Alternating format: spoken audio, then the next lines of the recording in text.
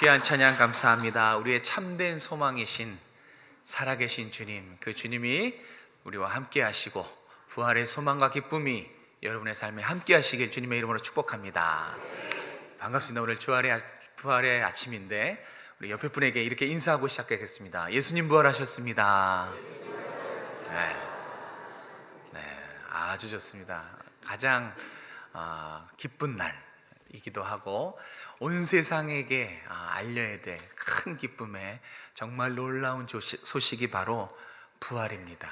이 부활이 정말 우리에게 실제가 되고 여러분의 삶의 현장에서 능력이 될 줄로 믿습니다. 네, 오늘은 사망 권세를 깨뜨리고 부활하신, 약속대로 부활하신 예수님의 이야기를 함께 나눠보려고 합니다. 예수님 부활을 믿으십니까? 네, 솔직히 정말로 여러분 스스로에게 한번 정말 진심으로 다시 한번 물어봤으면 좋겠어요. 교회를 다닌다고 예수님의 부활이 저절로 믿어지는 게 아니거든요. 그래서 정말 그래요. 제가 어떤 성도님이 저한테 솔직하게 이런 고백을 하신 적이 있어요. 목사님, 제가 교회를 오래 다니고 다른 것은 다 믿어지는데 이상하게 부활만큼은 안 믿어집니다. 신앙생활 오래 하신 분이었어요. 이럴 수 있거든요. 그래서 남들 아멘 하니까 동참하는 그런 아멘 말고 정말 오늘 이 말씀 앞에 내가 정말 부활신앙으로 살아가고 있는가, 예수님의 부활하심과 그 부활에 잇대어 나도 부활할 것을 나는 정말 확실히 믿고 있는가, 이것을 한번 여러분 스스로 돌아보셨으면 좋겠어요. 오늘 새벽에도 그렇고 기도하면서 참 도전이 되는 하나님의 메시지가 저한테 있습니다. 너는 가서 부활을 담대하게 증거해라.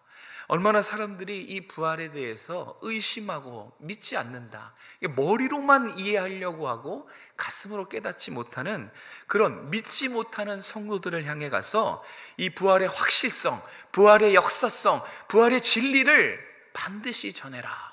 저에게 그런 정말 뜨거운 마음을 주셨어요. 오늘 이 기쁜 소식을 전하지 않을 수가 없습니다. 모두 들으십시오. 부활과 사망 권세를 깨뜨리신 부활하신 하나님, 그분이 우리 예수 그리스도 되십니다. 믿으시는 여러분 되시길 바랍니다.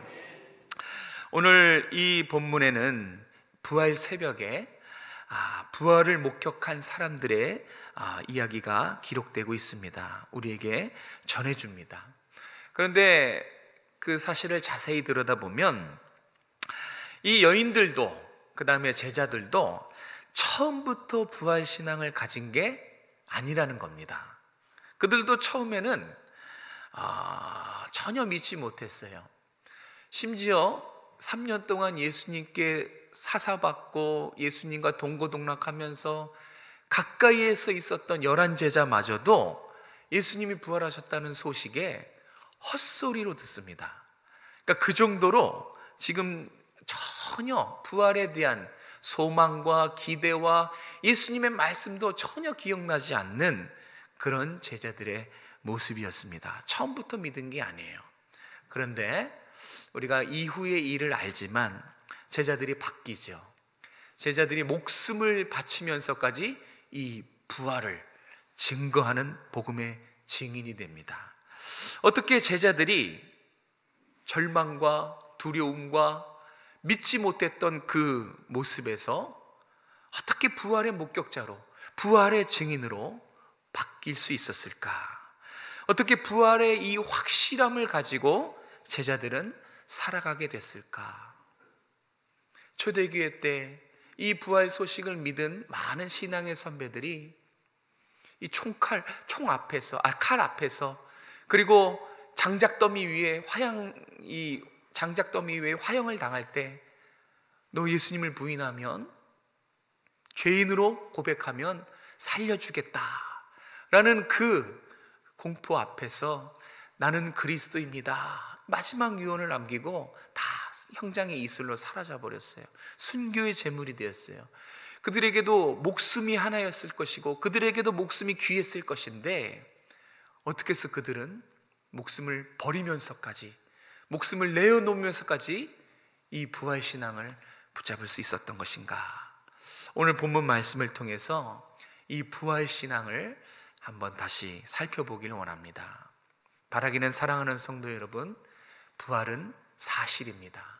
그리고 그 부활이 여러분의 가슴에, 여러분의 삶에 소망이 되어서 열매 맺는 삶이 되시길 다시 한번 주님의 이름으로 간절히 축원합니다. 1절부터 3절까지의 말씀을 같이 한번 읽도록 하겠습니다. 1절부터 3절입니다. 시작. 안식 후 첫날 새벽에 이 여자들이 그 준비한 향품을 가지고 무덤에 가서 돌이 무덤에서 굴려 옮겨진 것을 보고 들어가니 주 예수의 시체가 보이지 아니하더라. 아멘. 오늘 첫 번째 우리가 말씀을 통해 들을 메시지는 무엇입니까? 부활은 하나님의 은혜가 아니면 믿을 수 없는 진리라는 것입니다. 정말로 그렇습니다. 부활은 하나님이 은혜 베푸셔야지 이것이 믿어져요. 내 마음 가운데 이 부활의 소망이 생기는 것은 우리 스스로 어떻게 해서가 아니라 하나님이 집어넣어 주셔야 돼요. 다시 말해 하나님의 은혜라는 것입니다. 안식 후 첫날입니다. 아직 동이 트기 전에 깜깜한 새벽에 여인들이 발걸음을 재촉하면서 어디론가 급히 향하고 있습니다. 이 여인들이 지금 향하는 곳이 어딜까요? 무덤이죠. 예수님의 무덤을 향해서 지금 여인들이 발걸음을 재촉합니다. 그러면 이 여인들은 왜 무덤에 갔습니까? 네, 정확히 아십니다. 예수님의 시신을 향유로 깨끗하게 닦아드리려고 간 거였죠. 정말 살아계신 예수님을 빨리 보고 싶어서 갔을까요? 그렇지 않아요. 죽은 예수님, 사신 예수님이 아니라 죽은 예수님의 몸에 있는 창자국과 피와 얼룩과 이거를 다 염을 한다 그러죠. 깨끗이 향유로 닦기 위해서 그래서 간 것입니다. 이 무덤으로 향하고 있는 이 여인들에게는 한 가지 걱정이 있었어요. 그 한 가지 걱정은 뭐냐면 무덤 문을 막고 있는 이 큰 돌을 누가 어떻게 옮길까 하는 것이었어요.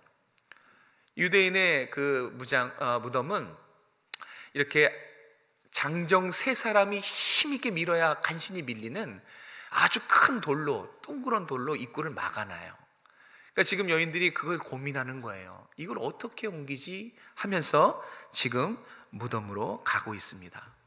그러니까 이 여인은 대책 없이, 여인들은 대책 없이 지금 무덤으로 가는 거예요. 또 이 여인들은 아무런 기대도 없어요. 사실 절망인 거죠. 무덤으로 가서 그들이 확인하는 건 뭐예요? 죽은 예수. 그들이 할 수 있는 것은 죽음을 확인하는 것밖에 없어요. 죽음을 확인하고 그 죽음의 시신을 닦는 것, 그 일을 하기 위해서 가요. 기대도 없어요. 당연히 부활 소망은 전혀 없었겠죠. 아무 대책도 없고 아무 기대도 없고 아무런 부활 소망도 없이 죽음을 향해서, 무덤을 향해서 갑니다. 무덤에 도착해서 이 여인들이 3번 당황을 합니다. 첫 번째는 이 돌을 어떻게 옮기지 했는데 돌이 옮겨져 있는 거예요. 뭐야, 누가 돌을 옮겼지 하면서 당황을 하고, 두 번째는 안으로 들어갔더니 예수님의 시체가 있었어요, 없었어요? 없었어요. 그래서 또 당황을 하고, 마지막에는 천사들이 책망할 때 그때 당황을 합니다. 자기가 그래도 예수님을 사랑하고 예수님의 말씀을 잘 듣고 믿음이 있는 줄 알았는데 막상 자기의 믿음이 얼마나 연약한지 그 자기의 믿음의 수준을 알고 찔려서 또 한번 당황을 합니다. 지금 여인들의 모습을 보십시오. 이들이 바라보고 있는 건 무덤입니다. 죽음입니다. 그 죽음을 넘어서지 못하고 있습니다. 무덤을 찾은 이유도 살아계신 예수님을 빨리 봐야지 기쁨이 아니었어요. 부활 소망이 아니었어요. 예수님의 죽으신 몸을 닦기 위해서 죽음을 향해 나아간 것입니다. 돌이 굴려져 있었어요. 무슨 생각을 했을까요? 빈 무덤을 눈으로 확인했습니다. 빈 무덤을 눈으로 확인하고도 그들이 생각한 것은 누가 예수님의 시신을 훔쳐간 것이 틀림이 없다, 이렇게 생각합니다. 우리야 이 모든 사실을 알고 앉아서, 우리가 모든 사실을 알고 들으니까 우리는 돌이 옮겨진 이유도 알고 왜 무덤이 비었는지도 알고 보지만, 지금 이 여인들은 빈 무덤입니다. 그리고 돌이 옮겨진 것을 보고, 빈 무덤을 보고 그냥 자연스럽게 생각하는 거예요. 누가 시신을 훔쳐간 것이 틀림이 없구나. 왜 그렇습니까? 예수님이 오래전에 내가 많은 사람들의 멸시와 천대를 받고 대제사장들과 서기관들의 조롱을 받고 이방인들에게 넘겨져서 죽었다가 3일 만에 다시 살아나리라, 여러 번 말씀하신 이 말씀이 가슴에 없었어요. 예수님의 말씀을 잊어버렸어요. 부활에 대한 믿음이 전혀 그 마음에 없었습니다. 이 여인들에게 마음에 가득 찬 것은 그냥 죽음이에요. 그냥 두려움과 슬픔과 절망이었습니다. 그 마음 어디에도 예수님의 말씀과 그 말씀을 붙잡고 부활 소망, 이런 것이 이 여인들의 마음에 없었기 때문에, 야, 주님이 살아났으니 빨리 가자, 이게 아니라 누가 주님의 시신을 훔쳐갔겠거니, 그런 현실적인 생각을 한 것입니다. 부활의 목격자인 여인들도 이렇게 처음에는 믿음이 없는, 부활을 믿지 못하는, 그렇게 그들의 인생이 시작된 것입니다. 여러분 한번 생각해 볼게요. 부활이 머리로 안다고 가슴으로 믿어집니까? 부활이라는 것을 알고 머리로 깨달아져도 이 가슴으로 믿어지는 건 다른 차원의 일입니다. 그래, 내가 오늘부터 목사님 말 듣고 부활 한번 믿어보자, 믿어야지, 이렇게 각오를 다진다고 그 부활이 믿어집니까? 안 믿어집니다. 부활은 그렇게 해서 믿어지는 것이 아니에요. 하나님이 우리를 불쌍히 여기셔서 하나님이 은혜 베푸셔야지만, 그래야지만 내 가슴 속에 이 부활 신앙이, 부활에 대한 믿음이 생기는 것입니다. 믿으시죠? 하지만 제가 이렇게 말씀드리면 속으로 이렇게 생각하시는 분들이 있어요. 자, 은혜 주셔야지 믿을 수 있어요 하면, 그래서요. 그런데요, 하나님의 은혜인 것을 안다는 거죠. 그렇죠? 압니다. 그런데 안 믿어지더라는 거예요. 어떻게 합니까? 안 믿어져서. 예수님이 제자들이 귀신을 내쫓지 못했을 때 제자들을 책망하셨어요. 그리고 그 이유를 말씀해 주셨어요. 제자들이 왜 우리는 귀신을 내쫓지 못했죠? 라고 궁금해서 물어봤을 때 예수님이 이렇게 말씀하셨습니다. 기도 외에는 방법이 없느니라. 마찬가지예요. 똑같습니다.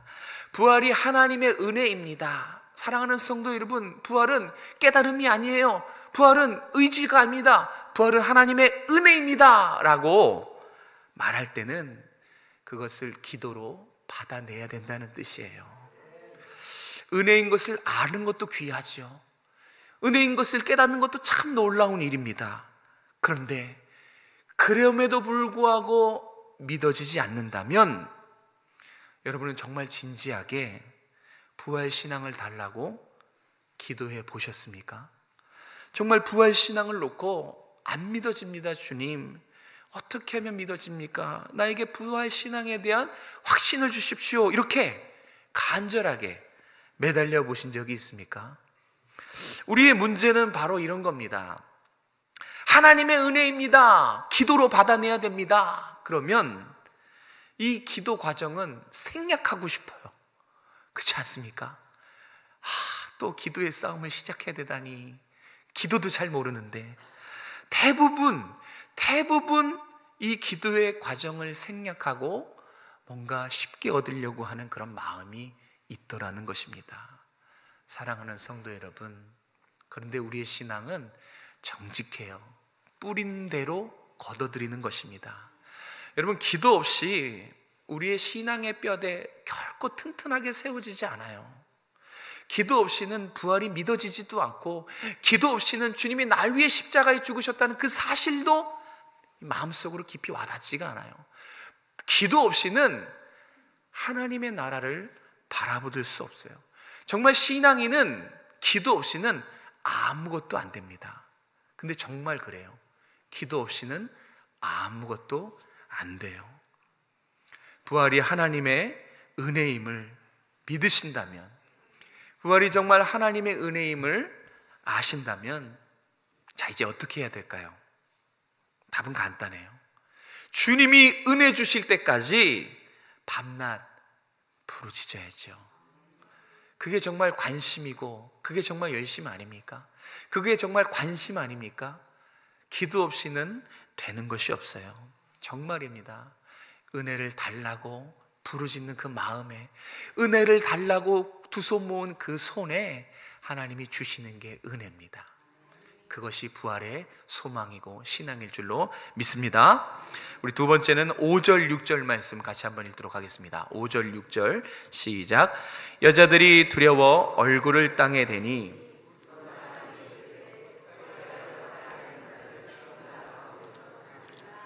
여기 계시지 않고 살아나셨느니라. 갈릴리에 계실 때에 너희에게 어떻게 말씀하셨는지를 기억하라. 아멘. 두 번째 우리에게 주시는 말씀은, 여러분, 부활은 죽음이 아니라 죽음 너머를 바라보는 신앙이라는 것입니다. 그렇죠. 어렵지 않죠. 부활은 죽음 너머를 바라보는 신앙이 바로 부활 신앙이에요. 여인들이 시종일관 바라본 것은 예수님의 죽음이에요. 여인들의 시선이 고정된 것은 무덤입니다. 당연하지요. 여인들은 예수님이 죽으신 것을 눈으로 봤지요. 그죠? 예수님이 어떻게 죽으시는 것을 곁에서, 현장에서 눈으로 목격하고 다 봤어요. 그리고 예수님의 시신이 무덤에 안치되는 것도 직접 가서 눈으로 다 확인하고 목격을 했어요. 눈으로 봤기 때문에 예수님의 죽음은 현실이었어요. 그렇지 않아요? 그들에게 예수님의 죽음은 현실입니다. 예수님의 죽음은 사실이었어요. 그래서 흔들리지가 않았던 거예요. 사실인데, 현실인데, 근데 이걸 깨트려야죠. 이때 필요한 게 있습니다. 이때 필요한 게 뭐냐면 영혼을 깨우는 책망이에요. 영혼을 깨우는 책망. 현실에 안주하려는 영혼을 깨우는 거예요. 절망에 머물려고 하는 그 시선을 자꾸 흔들어서 죽음 너머를 바라보게 하는 책망이 필요해요. 지금 천사가 이 여인들의 영혼을 깨우기 위해서 따끔하게 정문일침 책망을 하지 않습니까? 어찌하여 살아있는 자를 죽은 자 가운데서 찾느냐. 이거 책망이에요. 우리에게도 하시는 말씀입니다. 부활신앙을 믿지 못하는, 믿음이 없는 우리에게 어찌하여 살아있는 사람을 죽은 자 가운데서 찾느냐. 여인들이 정신이 번쩍 들었을 것입니다. 여러분, 살아있는 사람은 어디서 찾습니까? 뭐 어디서든 찾겠지만 중요한 건 무덤은 아니에요. 그죠? 무덤은 죽은 사람을 찾는 곳이죠. 산 사람을 무덤가에서 찾는다는 것은 이거는 조금 이상하거나, 그죠? 이거 말도 안 되는 일이죠. 그런데 산 사람을 무덤에서 찾는 이와 같은 어리석은 모습이 우리에게도 있더라는 것입니다. 이게 지금 여인들의 모습이 아니라 우리의 모습이기도 하다는 것을 성경은 밝히 보여주는 것입니다. 부활을 믿지 못하고 생각과 시선이 여전히 죽음과 절망에 머물러 있는 나의 시선들, 힘들고 어려울 때마다 부활신앙으로 극복하지 못하고 넘어져 버리고 무너져 버리는 연약한 우리의 모습을 지금 꼬집어주고 있는 거예요. 우리의 모습이에요. 사랑하는 성도 여러분, 부활신앙을 가지고 있고 부활을 목격한 사람은 무덤이 아니라 무덤 너머를 바라보는 사람이라는 것을 잊지 마시기 바랍니다. 그 빈 무덤을 보면서 죽음이 끝이구나, 이게 아니라 죽음 이후를 바라보는 사람, 믿음의 눈으로 죽음의 지평을 활짝 여는 사람, 이런 사람이 바로 부활의 목격자, 부활의 증인인 것입니다. 혹시 여러분은 죽음 이후를 바라본 그런 경험들이 있습니까? 저는 있어요. 저는 제 삶에 정말 잊을 수 없는 두 가지 사건이 있습니다. 하나는 저희 할아버지가 소천하셨을 때, 저희 할아버지가 폐암으로 돌아가셨는데 이제 3개월 동안 제가 신학 공부를 준비하면서 할아버지를 간병했어요. 그래서 이 대소변도 다 받고 뭐 씻겨도 드리고 음식도 먹여드리고 또 성경을 읽어드리고 그렇게 3개월 동안 좀 간병을 했습니다. 근데 하루하루 몸이 지쳐가시고 나중에 이렇게 팔도 드릴 힘이 없으셨어요. 처음에는 이렇게 좀 이렇게 앉아서 일어나셔서 식사도 하시고 그랬는데 나중엔 팔도 들 힘 없이 그렇게 그냥 누워만 계셨는데, 제가 할아버지가 돌아가시는 그 마지막 날은 정말 제 머릿속에 생생하게 남아있어요. 잊을 수가 없어요. 그게 저의 삶의 터닝 포인트이기 때문에 그래요. 그날은 유독 할아버지가 드신 것을 다 토해냈어요. 계속 토해내시더라고요. 그리고 2번씩이나 이제 혼절을 하셨고, 그날따라 저도 그냥 제 마음이 그랬어요. 할아버지께 성경을 읽어드리고 기도를 해드리고 싶은 마음이 계속 제 마음 가운데 있었어요. 그래서 아침 내내 오전 내내 요한복음 1장을 계속 읽어드리고 계속 기도해드리고 그랬습니다. 그런데 점심쯤인가 팔 들 힘도 없는 할아버지가 이 누워서 천장을 향해 팔을 번쩍 드신 거예요. 번쩍 드시고 뭔가 이 두 눈으로 또렷하게 뭔가를 응시하시더라고요. 이게 눈동자 이렇게 돌아가는 것을 제가 지켜봤어요. 뭔가 이렇게 천장을 향해서 손을 들고 힘도 없으시면서 두 눈으로는 어떤 것을 바라보는 것처럼 또렷이 응시하고 입으로는 뭐를 중얼중얼 하시는 그런 모습을 제가 한참 동안 봤어요. 물론 저는 그게 처음이었기 때문에 에이 설마 그랬어요. 뭐냐면 에이 설마 하나님이 부르시는 거겠어? 이제 그런 마음을 갖고 한참 동안 그 이상한 알 수 없는 행동을 보고, 그리고 나서 곧바로 할아버지가 이제 소천하셨거든요. 근데 놀라운 일은 장례식장에서 있었어요. 장례식장에서 우연히 이 조문원 권사님들과 대화를 하고 있었는데 제가 살짝 이 이야기를 꺼냈어요. 할아버지가 너무 이상했다. 손 들고 마치 뭐를 보는 것처럼 말씀도 하시고 그랬다. 그랬더니 저 끝에 있었던 권사님 한 분이 막 기뻐하면서 박수치면서 나도 그런 경험을 했다고, 나도 그런 경험을 했다고 하시면서 하는 말씀이 천군 천사를 대동한 하나님이 마중 나오신 거라고 그렇게 고백을 하시더라고요. 제가 어느 부분에서 소름이 돋았냐면, 저는 정말 속으로 저 혼자만 설마 아니겠지 했던 그 마음을 다른 사람의 입을 통해서 확인하시는 하나님의 그 은혜가 놀라웠어요. 그리고 나서 나중에 보니까 이런 경험을 하신 분들이 있더라고요. 그 경험을 하신 분이 저랑 아마 똑같을 거예요. 또 한 번은 제가 사역하다가 정반대의 경우도 있었어요. 이분은 노숙자셨고 나중에 병이 들어서 그 노숙자들만 이렇게 있는 병원이 있어요. 지정병원이. 거기서 마지막에 소천하셨는데, 병상에서 소천하셨는데, 사람의 몰골이 아니에요. 정말로 뼈만 앙상하게 남은 그런 깡마른 몸에, 그러니까 제가 그냥 솔직히 말씀드리면 뭔가 계속 이 얼굴도 새카맣게 질려서 돌아가셨거든요. 뭔가 이 밤새도록 공포에 떨다가 이 꽉 이렇게 붙잡은 상태로 돌처럼 굳어버려서 죽었어요. 얼굴 까만 상태로 깡마른 몸에 그렇게 힘주다 가신 거예요. 힘주고 얼굴은 새카매 질려버렸고, 정말 사람의 모습이 아니었어요.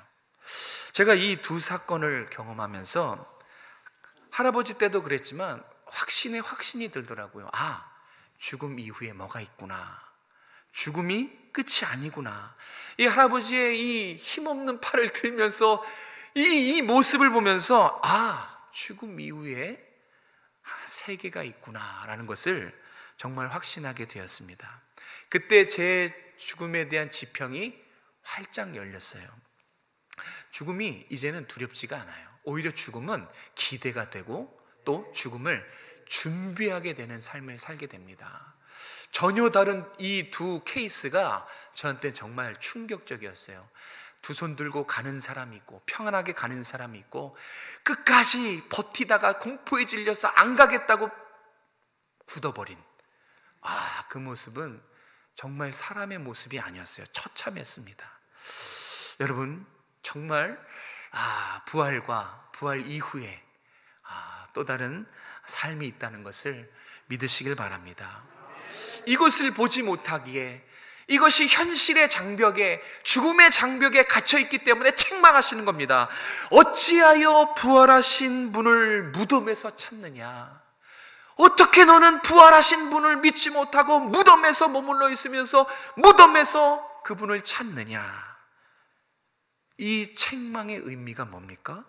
죽음 너머를 보라는 거예요. 죽음이 아니라, 무덤이 아니라 믿음의 눈으로 죽음 너머를 봐야 되는데 여전히 시선과 여전히 마음은 절망과 현실과 죽음 안에 갇혀 있으니까 책망을 듣지요. 왜 부활하신 주님을 믿지 못하고 죽음 안에 갇혀서 그렇게 살아가고 있느냐? 부활이 얼마나 강력한 것인데, 부활 소망이 죽음도 능가하는 이 강력한 이 힘이 주님이 우리에게 주신 것인데 그저 조금만 힘들고 어려우면 넘어지고 낙심하고 그렇지 않아요. 우리에게 주신 이 부활은 죽음 권세를 뛰어넘게 하는, 이 세상에 어떤 것도 감당할 수 없는 하나님의 능력입니다. 이것을 갖고 있으면 영원한 즐거움, 넘치는 기쁨으로 이 세상에 어떤 것도 문제가 될 것이 없다는 것입니다. 사랑하는 성도 여러분, 죽음 너머를 봐야 돼요. 죽음이 끝이 아닙니다. 성도에게 죽음은 끝이 아니에요. 죽음은 하나님의 영원한 나라로 가는 과정일 뿐입니다. 마지막으로 끝끝내 제자들이, 여인들이 부활을 믿지 못하니까 그 불신앙을 깨트립니다.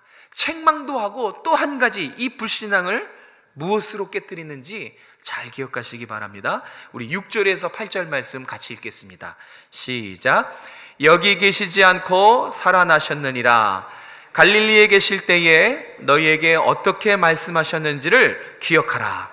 이르기를 인자가 죄인의 손에 넘겨져 십자가에 못 박히고 제3일에 다시 살아나야 하리라 하셨느니라 한데 그들이 예수의 말씀을 기억하고. 아멘. 그들이 어떻게 했어요? 말씀을 기억했어요.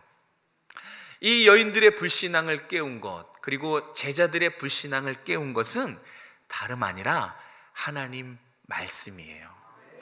뭔가 신비한 기적을 일으킬 것 같았지만, 뭔가 환상을 보여줘서 분명하게, 빼박이라 그럽니까? 분명하게 그렇게 하실 것 같았지만 기적도 환상도 아니었어요.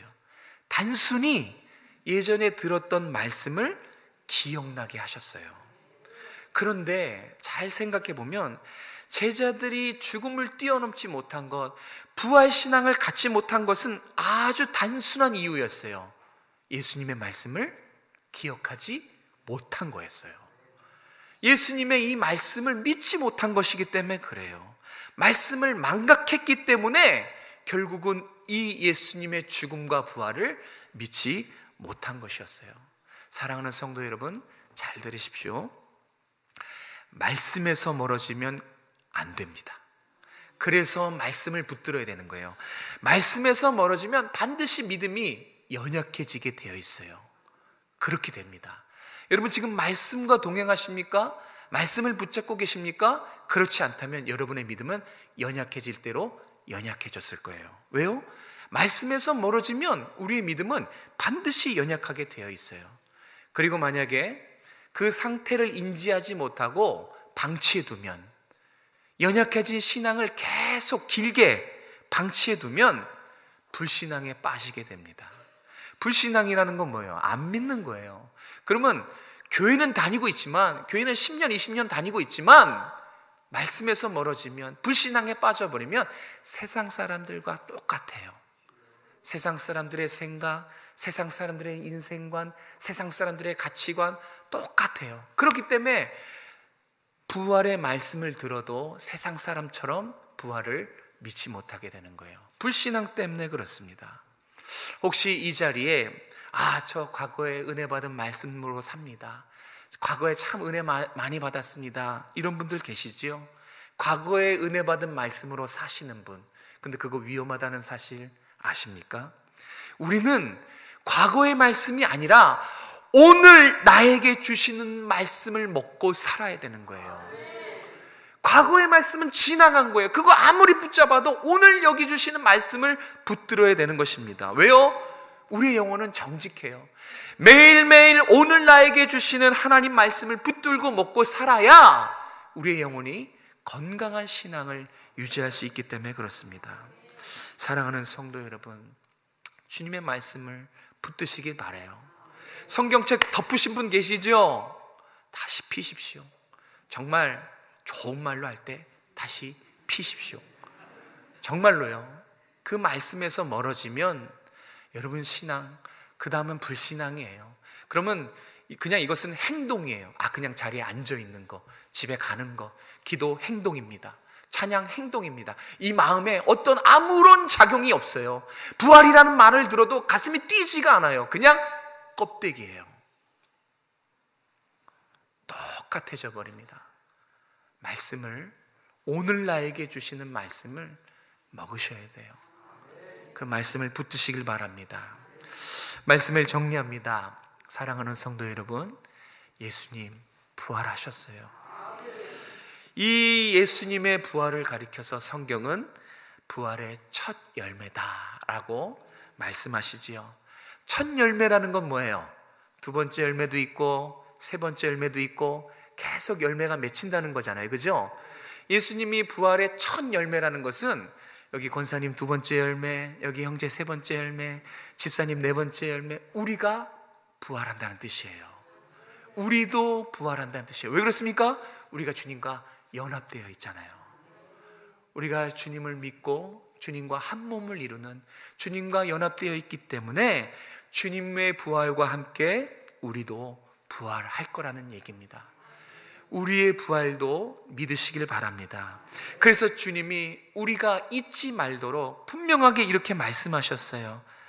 나를 믿는 자는 죽어도 살겠고 살아서 믿는 자는 영원히 죽지 아니하리라. 죽어도 어떻게 된다고요? 살겠고. 이게 바로 부활입니다. 주님의 부활을 믿는 우리는 그래서 죽어도 사는 것입니다. 성도에게 죽음은 끝이 아니에요. 예수님이 부활하셨다니까요. 우리는 죽음 너머의 영원한 삶을 기다리는 그런 사람들입니다. 무엇도 이 부활신앙을 절대 흔들지 못해요. 하나님이 이 부활신앙을 여러분에게 주셨음을 믿으시기 바랍니다. 생각해 보세요.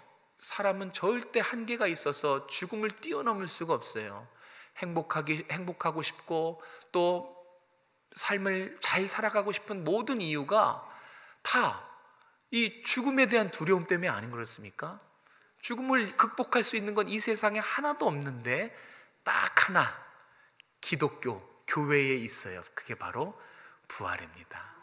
감히 흔들 수 없는 이 부활 신앙을 하나님 우리에게 주셨고, 감히 세상이 감당할 수 없는 이 부활 소망으로 우리가 삶을 살아가기를 하나님은 원하고 계십니다.